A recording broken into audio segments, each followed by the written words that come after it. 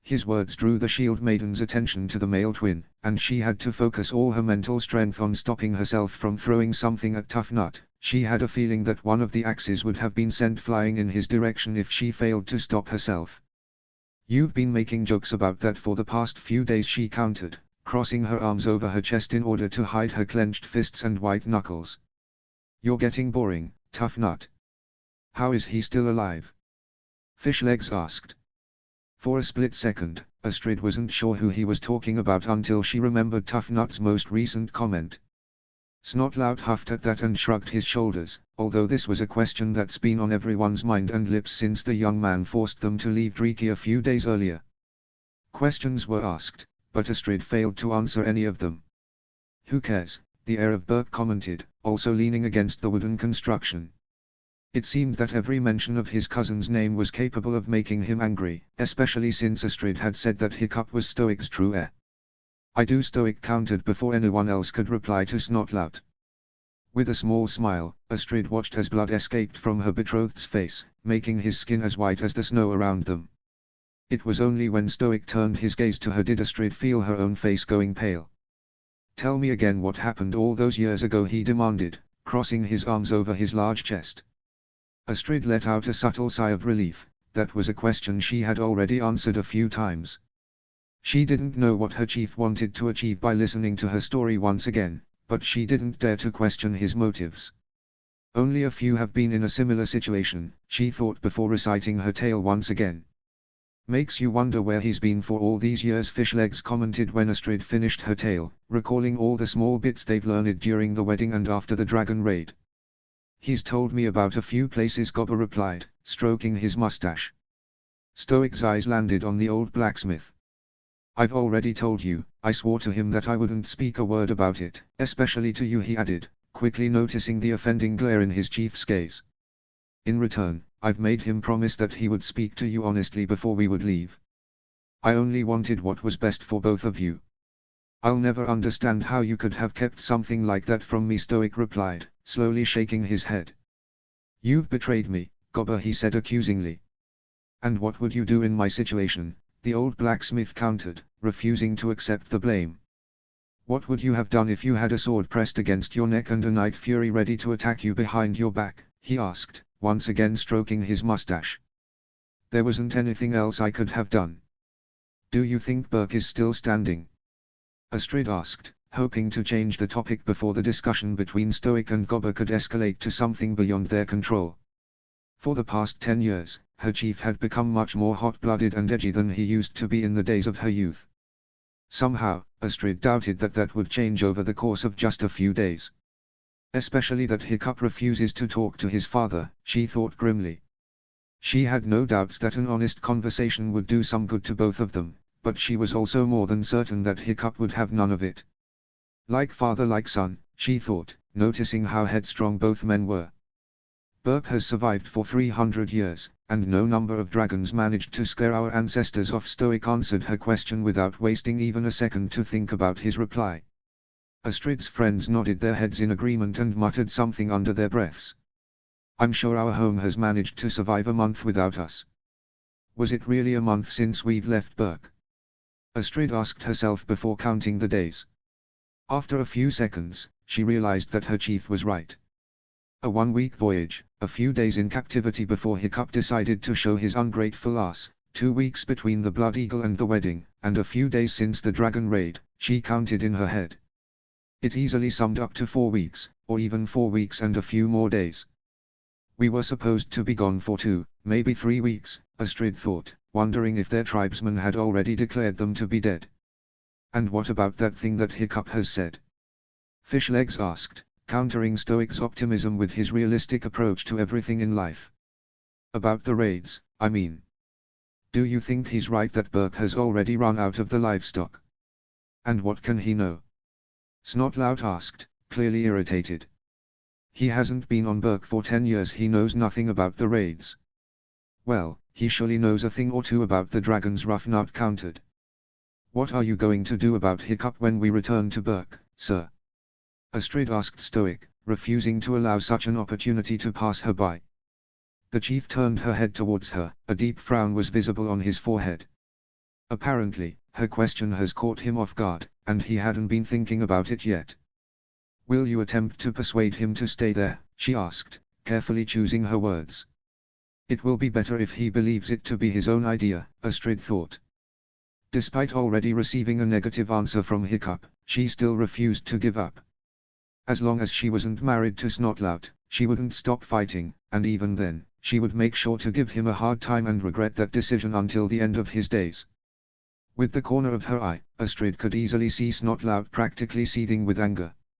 His fists were clenched tightly, and his lips formed a thin line as he did his best to keep control over his emotions. She smirked slightly.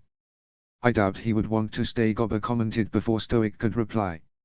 I mean, now that he knows everything that we've discussed before departing, I'm surprised he still wants to come with us, he clarified. What do you mean? Stoic asked, clearly not understanding what the old blacksmith was talking about. That the decision's been made about what we're going to do to them when everything's done, Gobber said, furrowing his eyebrows. He gulped loudly. That we've agreed to get rid of them, he muttered those words, watching as his chief's face paled visibly. Apparently, he has forgotten about that, Astrid deducted as she observed the exchange between the two. Hiccup knows that? Stoic asked in a whisper. Gobber slowly nodded his head in confirmation while Astrid cursed silently.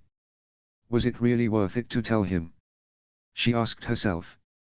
How did he learn that? He demanded to know. Astrid told me, a voice from behind them said, interrupting their conversation. Everyone turned around, only to see Hiccup himself approaching them. The Night Fury was walking a few steps behind him, moving his eyes from one Burkian to another, always vigilant. And I have passed it on to my men, he added with a small smile that seemed to be too innocent to be real. All of them, to be honest, he said quickly. Well, look who's decided to grace us with his presence, Snotlout commented mockingly, seemingly oblivious to what has just been said. Hiccup smirked before turning his attention to the heir of Berk. I've missed you too, cousin, he replied, once again wearing the same fake smile. Snotlout huffed at that and crossed his arms over his chest. Have you come to see how real men are working? I don't have to leave my forge to see it, Hiccup countered swiftly. Astrid couldn't help but chuckle slightly. Even after 10 years, he still knew how to get on his cousin's nerves. She remembered that his sarcastic responses were what infuriated Snotlout the most. Perhaps it's something I should try, she thought with a wry smile. I believe that now you understand what I've meant when we talked a few days ago, he said, looking at his father. Astrid followed his gaze with his eyes, noticing a somewhat terrified expression on Stoic's face. It can't be true, she commented in her mind. She must have misinterpreted it. What did he say to him? Yes, her chief replied slowly. Hiccup's smile widened slightly. Hiccup, it's not. I don't care what it is, the young man interrupted him quickly. Astrid held her breath. No one on Berk had the audacity to cut in on Stoic like that.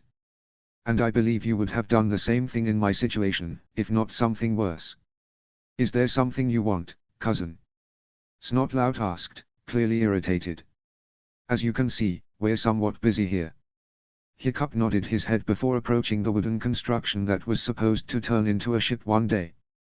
I'm just making sure that my guests have everything they need, he said, once again wearing that fake smile.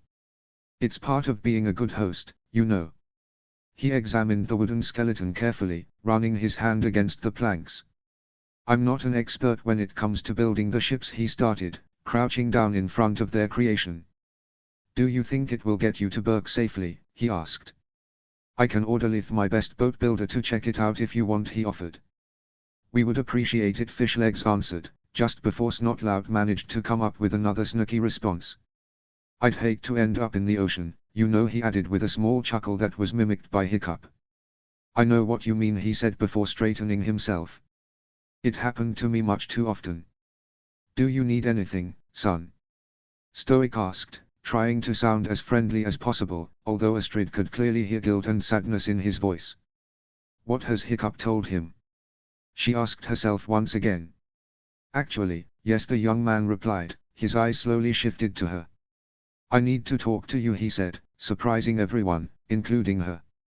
In private, he added somewhat hesitantly. Astrid raised an eyebrow. Like hell you will, Snotlout countered immediately, stepping in front of his cousin. It was only then that Astrid has truly noticed how much taller the young chief was than her betrothed. 10 years ago, they were almost the exact same height, she thought. I wasn't talking to you, Hiccup said, his smile quickly vanished from his face.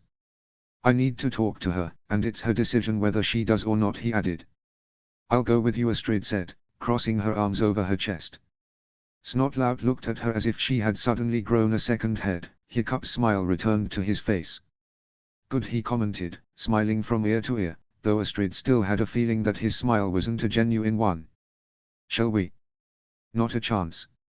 Snotlout said, shoving Hiccup right in the chest. A push that would have sent him to the ground 10 years earlier only caused him to take 2 or 3 steps backward. Toothless was the first one to react. The Night Fury swiftly jumped in front of its rider with a menacing growl escaping its mouth. It was staring at the heir of Berk with pure hatred in its eyes that turned into narrow slits. Snotlout took a few steps backward, clearly terrified of the black dragon. Astrid could have sworn that she noticed a faint purple glow through the razor-sharp teeth. Easy there, but Hiccup intervened as quickly as possible, jumping in front of his friend.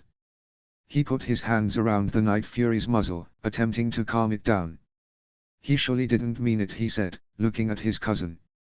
Astrid wasn't sure if he directed those words at Toothless or Snotlout. Come on, it's okay, he added. Realizing that this confrontation could go in a terrible direction in a blink of an eye, Astrid left her spot and approached Hiccup.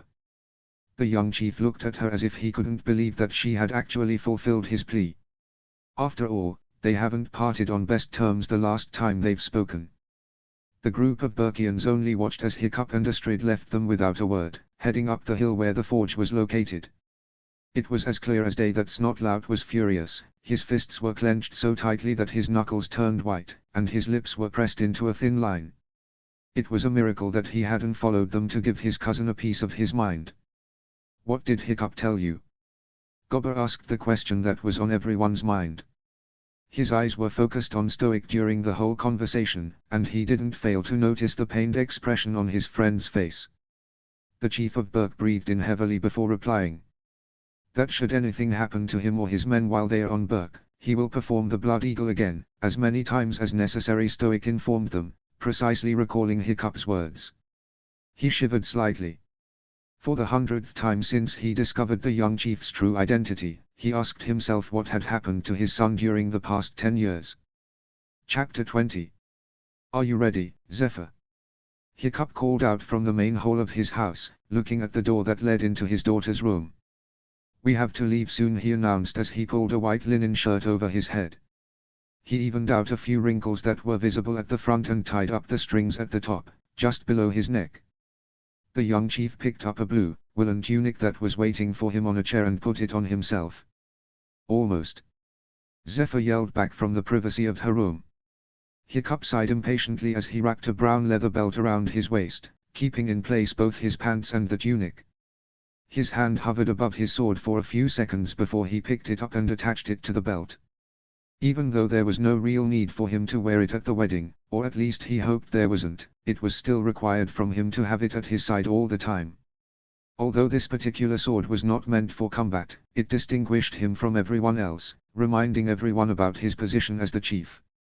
The hilt of the weapon was gold-plated and bejeweled. Small crimson rubies decorated it, shining brightly each time the sun rays fell on them. The blade itself was no longer than 80 centimeters, made out of stainless steel, well kept and high-gloss polished, with black runes in the middle. The inscription could have been translated into Sword of Chiefs. Hiccup ran his finger alongside the blade's edge, testing its sharpness. A small cut appeared on his digit, allowing the blood to sip out of it slowly. Are you ready yet? He asked again when his daughter didn't join him. Almost, Zephyr answered again, sounding angry. Hiccup raised one of his eyebrows at that. Is everything okay? He queried with concern in his voice. I need your help, his daughter yelled back. Can you come in here? She asked him. With a small frown, Hiccup approached the door and opened it. Upon seeing her, the young chief turned his head around immediately. His daughter was fully dressed, but her hair wasn't in a braid. Hiccup heard her sighing angrily. It was quickly followed by an incoherent mutter. The young chief doubted if he wanted to know what Zephyr has said. "Your hair is down," he commented, still looking respectively away. "I know," she huffed. "And that's the problem," she complained, sighing angrily again. "I've already tried everything. For the past week, I've been doing as you have instructed me, and everything was fine, but not today," Zephyr said. Hiccup heard her sitting down on her bed. "No matter what I do, I can't braid my hair," she explained. Her voice held a mixture of anger and sadness. "Could you please help me with it? I don't want to spend this day in the house," she pleaded with him. Hiccup let out a heavy sigh. "Darling, you know I'd love to, but I can't." "Yes, you can," she protested immediately, not allowing her father to finish what he wanted to say. "Zephyr," Hiccup began, sighing again. "I've explained it to you already. Our laws say that." "I know what our laws say," she interrupted him again. "But you are the chief, you make the laws." "Yes, but it doesn't mean that I am above the law," he countered. "Even the chief needs to obey our traditions.